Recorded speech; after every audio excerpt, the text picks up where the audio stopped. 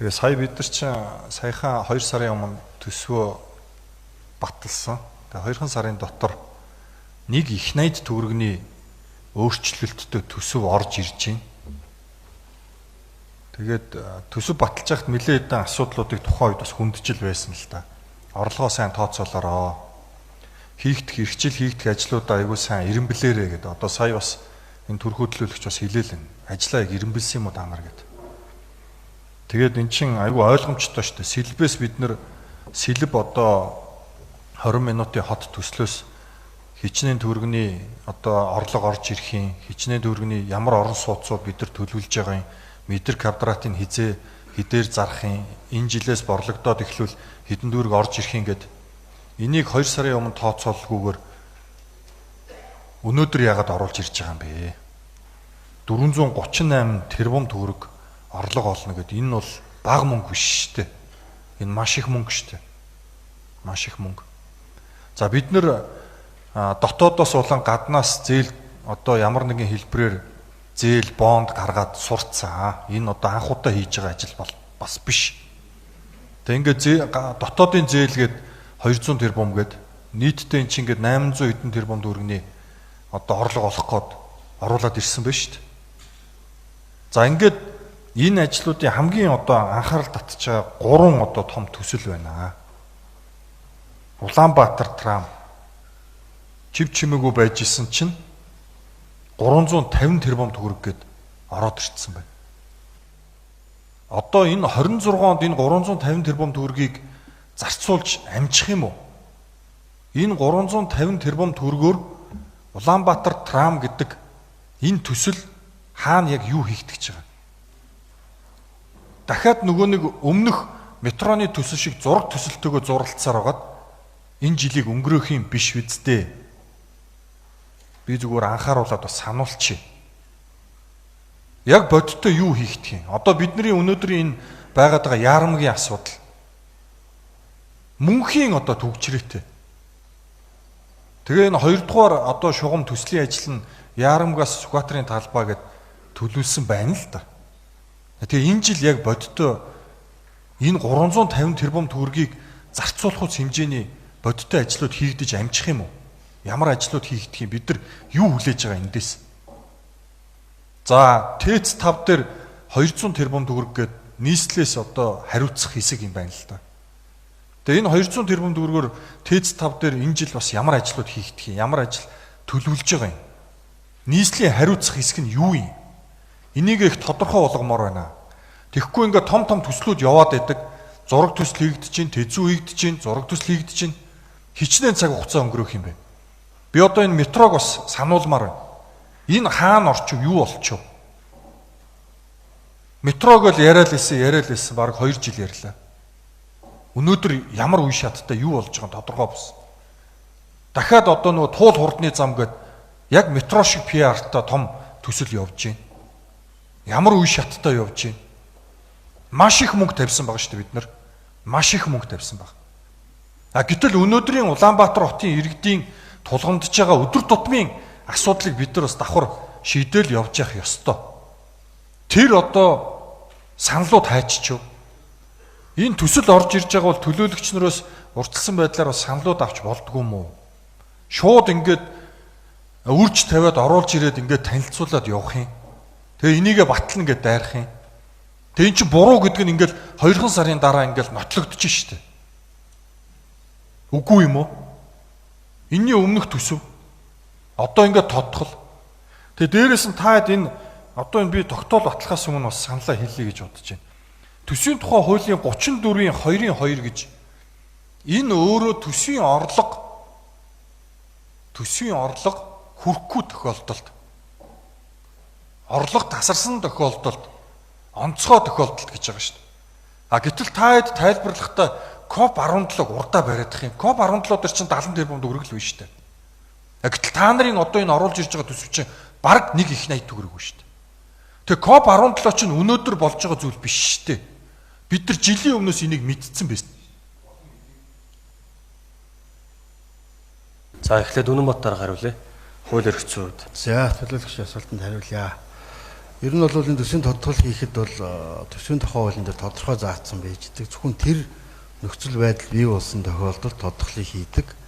Энэ удаагийн тодтголоор орж ирж байгаа зүйл нь юу вэ нөхөр?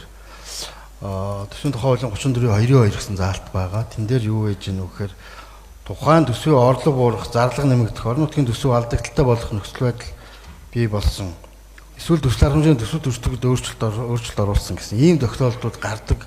Энэ тохиолдлууд гарсан тохиолдолд төсвийг тодтох эрх нь хуулиараа үүсдэг. Тэгэхээр энэ заалтыг барьж бол төсвийн тодтголыг оруулж ирж байгаа. Яагаад тэгэхээр одоо сая та бүхэн танилцуулаа COP 17 гэдэг юм уу энэ өөрчлөлт орж байгаа энэ зохицуултууд ороод ирсэн учраас тодтогч энэ асуудлаа шийдэхгүй бол шууд одоо тэрийг шийдэх ямарч болцсон байхгүй. Тийм учраас одоо нэгд баталсан төсвийг ингээд энэ ийм үндсэн бодит шаардлага орж ирлээ. Энийг энэ орлогоор нөх боломж байна гэдгийг танилцуулж төсвийн тодтголыг оруулж ирж байгаа.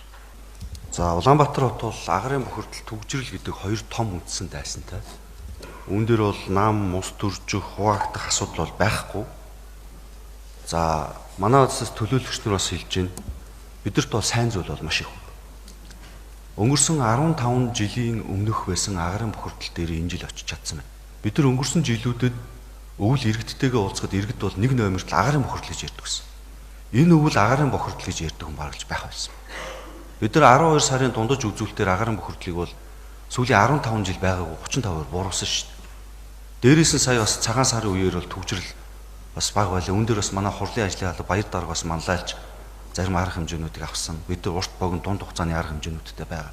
Тэгэхээр Улаанбаатар хот гэдэг бол яг үндэ энэ агарын бохирдол төвжрэл гэдэг энэ хоёр том одоо асуудлын эсрэг бол бид нар дунд богино урт хугацааны бол бодлогуудаа үе шаттай ингээд тууштай хэрэгжүүлээд явж байгаа. Тэгэхээр за саарамгаас сайн зүйлүүд нь бол маш их байгаа. Манай энэ албан хаагч нар бол бүгдээрээ энд бол нийслэлийн албан хаагч нар бол манлайлж ажиллаж байгаа. За төсвийн тухай манай төлөөлөгч нар бас яаж явах шиг 34-ийн 2-2 бас яаж хэрэглэх ойлгох бол буруу ойлголттой яваад байна. Бид нар энэ урдсан харах боломжгүй нөхцөл байдал зарлага нэмэгдэж байна гэдэг. Бид нар 2 сарын өмнө усын хэмжээнд энэ копийн зардал чинь бол их хурл засгийн газар шийдвэрлэх байсан зардал. Нийслэл өнөөдөр энэ үндэсний хорооны даргын захирамжаар нийслэлээр авч энэ асуудлыг шийдвэрлээд явж байгаа. Тэгэхээр энэ хуультай нийцээ цаг үеийн дагуу ийм төсвийн тодтгол хийж байгаа. Төсөв өөрөө бид нар цаг үетэйгээ нийцүүлээд дэлхийн эдийн засаг, том төслүүдийн санхүүжүүлэх боломж, шаардлага, одоо энэ Монгол улсын экспортын нүүрс зэсгээд энэ хоёр одоо бараа материалын үнэтэй уялдуулаад бид нар боломжтой үедээ төсвүүдэд ахиухан тавиад төслүүдэд хэрэгжүүлэх боломжгүй үедээ танах ийм л богино хугацааны маневр менежментийг бол төсвийн хувьд бол хийж явах шаардлагатай гэж хардаг. Нийслэл ийм учраас энэ дээр манлайлж ажиллаад энэ олон төсөл арга хэмжээнүүдийг бол хэрэгжүүлж энэ хоёр том асуудлуудаа бол ингээд шийдээд явж байгаа гэж бас хэлж байна. Тэгэхээр төсөв тодтохыг бас буруу 2 сарын өмнөх асуудал ингээд дахиж оруулж ирлээ гэж хэлж болохгүй. Энд чинь маш олон юм гадаад дотоод хүчин зүйлүүд өөрчлөгдөж идэг. Бид нар энэ дээр ингээд маневртай хурдан одоо өөрчлөгдөх боломжтой хурдан арга хэмжээ одоо авч явж ингэж төсөл хөтөлбөрүүд хэрэгжинэ гэдэг. Тэгээ Таран метро 2 төслийг ярьж байна. Таранбаа төсөл бол 1.2 их найд гэдэг уртлын шугам бол 15 км. Улаанбаатар хотын түгжрэлд бол хаан уул дүүрэг түрүүн бас манай төлөөлөгч нар хэлсэн. Хүн ам 2 дахин нэмэгдсэн. За уртлын энэ Сүхбаатарын талбайгаас Чингисийн өргөн чөлөөгөөр дамжаад буян тухай хуучин нис хүртэл явж байгаа. Энэ тарасын дагуу бол одоо бол 11 чиглэлийн 107 автобус өдөрт 600-аас 800 эргэлт хийж автобусаар бол одоо нэг 45,000-аас 60,000 зорчилт. Автомашинаар бол энэ чиглэлд нэг өдөрт ойролцоогоор 200,000 зорчилт хийгээд байгаа. Тэгэхээр бид нар энэ л одоо яарамгийн нэмж байгаа өсөн хэрэгцээний түгжирлийг л бууруулах нэг шаардлагатай энэ яарамгийн чиглэлийн таранбааны төслийг энэ жил бол эхлүүлж хэрэгжүүлж иж 2 жилийн дотор энэ төсөл дуусч Улаанбаатар хотын түгжирлийг бууруулах урт хугацааны бодлого хэрэгжиж шít. Тэгээ 350 тэрбум их мөнгө гэж байна. Энэ бол энэ мөнгөний 29%, 30% урьдчилгаа авчих энэ төслийн. Урьдчилгаатай байжгаад 2026 оныг нийслэлээс бизнес эрхчлэлийг дэмжих жил болгон зарлаад бизнес эрхчлэлтэй дэд бүтцийнхэнтэй уулзахад урьдчилгаа төлбөрийн 30%-ийг олгосноороо манай дотоодын аж ахуйн нэгжүүд ажил хийх үнэхээр боломжтой болж байна гэдэг. Яг энэ дээр бол таларх илэрхийлж байна. Тэгэхээр бид нар ингээд яг талбай дээр ажил хийж байгаа манай энэ дэд бүтцүүд компаниуд бол тодорхой хэмжээний урьдчилгаа авч иж хуулийнхаа дагуу ажил нь бол сайн явна гэдгийг бол ойлгосон учраас бид нар энэ таранбааны төслөө бол хурдтай сайн явуулах үүднээс бол ийм урьдчилгааны мөнгийг бол байршуулж байгаа. За тэгээд ер нь бас түрүүн хэлэхэд нийслэлд маань одоо ингээд болохгүй хөөсөө болж байгаа ажлууд маш их байж байгаа. Бид нар өнгөрсөн жилхэд 10 мега төслийг бол гараанаас гаргасан. Одоо бидэрт бол Таранбай, Тойрог 1, метро гэсэн 3 төслийг бол ойрын хугацаанд гараанаас гарах шаардлагатай. Таранбайг ингээд хэрвээ төсөв батлагдах юм бол ингээд урьдчилан төлбөрийн нөгөөд ингээд ажил эхлүүлнэ. 20 жилийн дотор бол хэрэгжиж дуусна. За метро тойрог 1 гэдэг төслүүд бол олон улстай нөгөө F буюу засгийн газрын баталгаан дээр одоо санхүүжүүлэх нөхцөлтэй учраас бол тодорхой хэмжээнд тодруулга авах олон улсын санхүүгийн одоо зээлдэх байгууллагуудтай хилцэх шатандаа явж байгаа учраас бол саад асуудлууд байгаа. Гэхдээ бид нар бол энэ одоо зорилтоо урдаа тавиад мэдээж энэ олон сая долларын том төслүүд бол амархан тэгж санхүү төсвөн шийдэгдэж явдаг. Тэгэхээр энэ дээр бол тодорхой хэмжээний бас хугацаа, судалгаа тооцоо, ойлголцох асуудлууд бол гэрээлцэний шатанд бол байдаг. Ийм учраас бол эдгээр энэ асуудлууд бол за ингэ дуусгах да. 1 минут авч байж байгаа. Тэгэхээр эдгээр асуудлыг бас манай төлөөлөгч нар маань ойлгож за муу зүйлээсээ илүү сайн зүйлийг нь харж нийслэлийн болон энэ хурлынхаа ажлын албанд бас залуучуудаа урам өгж ингэж ажиллаж байгаасаа гэдээ одоо төлөөлөгчийн хувьд бас саллаа хэлээ да. За баярлалаа.